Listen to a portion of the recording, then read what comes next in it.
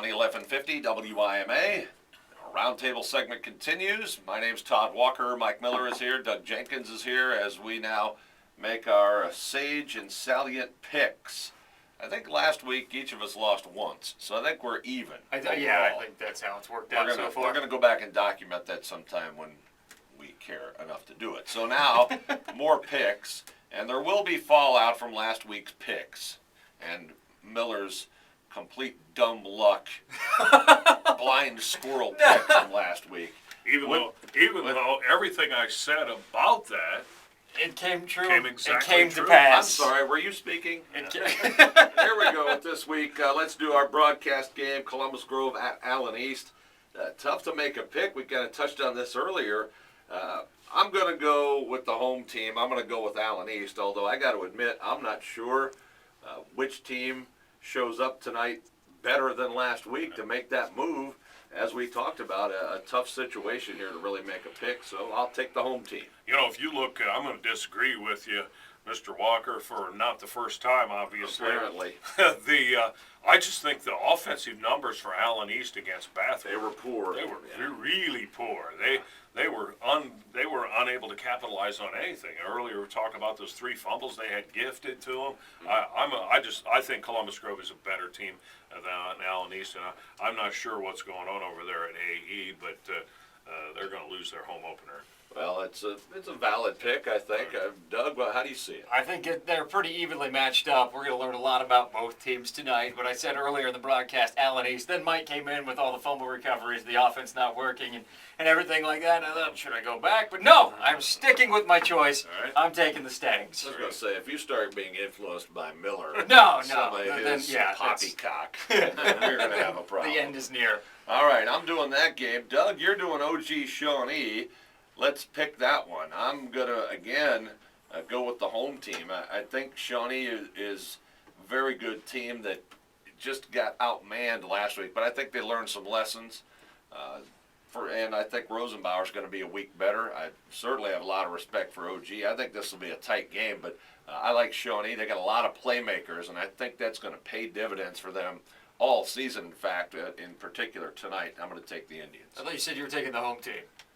I got that backward, didn't I? I'm taking Yeah. Shawnee. They're the road team. Here I thought you were going with OG the whole time. You're spelling out your pick, and you flip it on me. So Ottawa, Shawnee. Who cares where we play? I'm taking the Indians. All right, even matchup. I like the even matchup. I think the home field gives the Titans a slight advantage, and I think that their ball hawking defense. Remember, they took a pick back to the end zone for a touchdown last week. They had 2 interceptions. Came away with 3 fumble recoveries last week as well. Very opportunistic. If they can get in the backfield, and I think they can, and cause some passes to go up for grabs, I think that ends up being a key tonight. I'm going to take the Titans. Well, you know, that could be a problem, Mike, as you set to make your pick.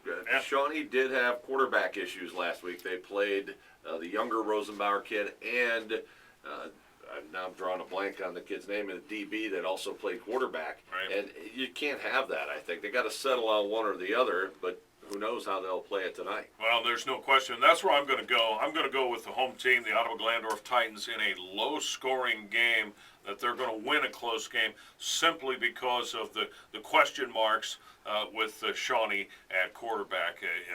Because I think the Ottawa Glandorf defense sounded pretty good last week. What I heard from Doug during the broadcast, that their defense is really aggressive. They're going to take it to it. And Shawnee, their defense is equally that way. So I'll take OG in a low-scoring game at home. Yeah, I do think it will be a low-scoring game. A couple touchdowns by either team probably will be enough to win. But I like Shawnee with some playmakers, maybe to steal an easy touchdown somewhere along the way and win it. Mike, your game on X1075 is Wapak at Bath. So we'll let you start out here. And who do you like tonight in this WBL lid lifter? I'm going to I think Wapakoneta is going to get their first win tonight. I'm not going to overly draw too many conclusions from the loss to Bell Fountain. Physically, Wapak hung with them for a while. Bell Fountain just had some playmakers. They had a really talented wide receiver, and they had a big, strong running back that was hard for anybody to handle. I'm going to assume Wapakoneta will find a quarterback, will stick with them this week, and they're going to be able to get it done at Bath. Although the Bath win was impressive considering new coach, new regime, and all of that. I'll take Wapak. I think Wapak probably has too much personnel. Doug?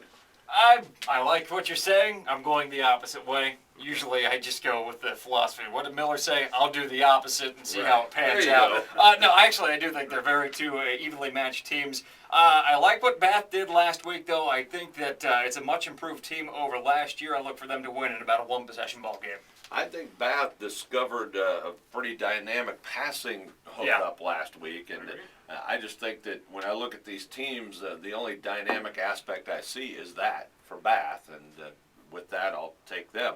Fourth pick, LCC at Crestview.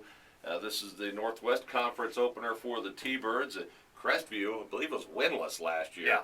Opened with a nice win over Parkway, and LCC. A short week for them after playing Saturday. Don't know if it's that much of a factor here early in the season.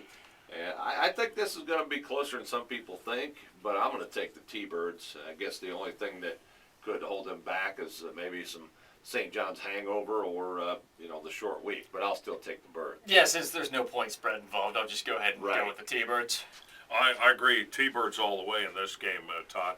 Much better team. They might not lose again until maybe the Ada matchup and then in the playoffs. Well, that's what's interesting about how the NWC sets up this year, kind of like the WBL has for the last few years, with that last week matching great teams, and it'll be on a Saturday night, Halloween night. LCC and Ada will play at Lima Stadium, and it doesn't get any better than that. That'll be a lot of fun. Our final pick tonight is Elida at St. Mary's. Of course, the Bulldogs got off the schneid last week, broke the 20-game losing streak, much to the delight of Bulldog fans everywhere, and now they have a chance to avenge many, many, many, many losses at Skip Bachman Stadium as they take on perennial contender St. Mary's.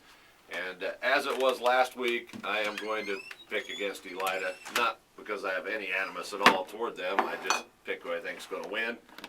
Here's the key for Elida. Yeah, really. What makes you think they're going to This not is a win that huge game? week because St. Mary's is always the WBL bully, okay?